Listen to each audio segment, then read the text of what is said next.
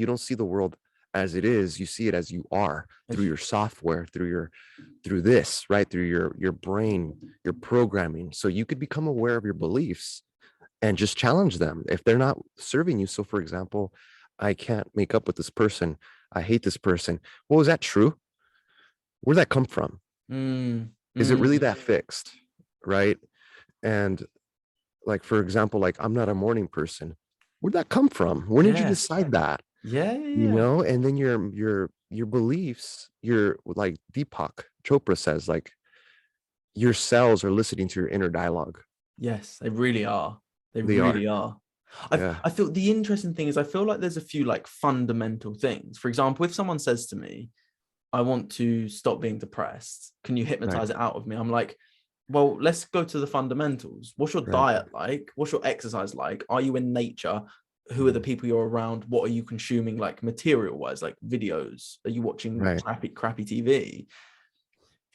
Without those fundamentals, because you look at anyone who is fundamentally successful, who's successful, externally successful, they're happy, they're healthy, they're wealthy. Let's just go with that.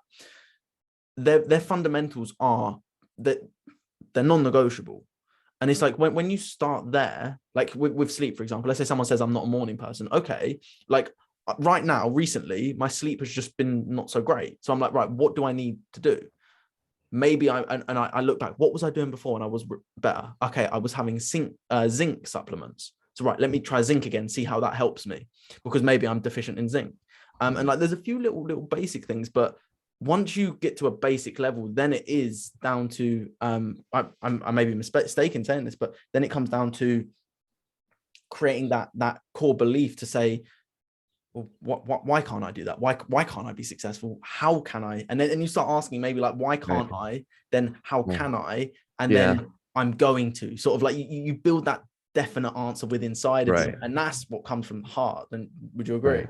I agree 100%. And I'm not perfect at all, man. Like, I just want to be clear. Like, I have beliefs that don't serve me all the time.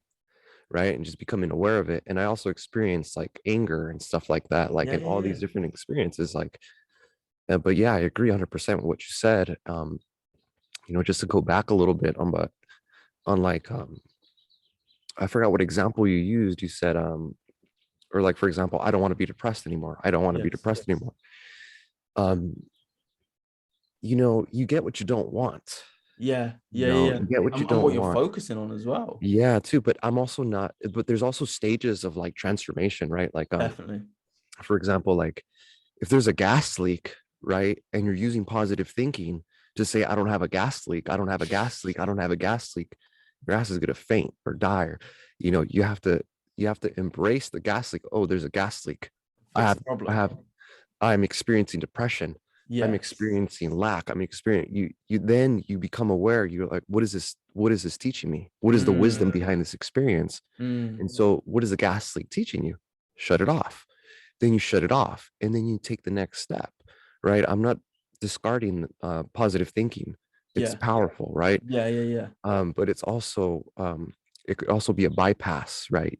It can be used in the wrong way, I think. Yeah. And so I think it's important to understand that this whole thing, you know, the nature of duality is like a system of intelligence for us to wake up. It's not personal.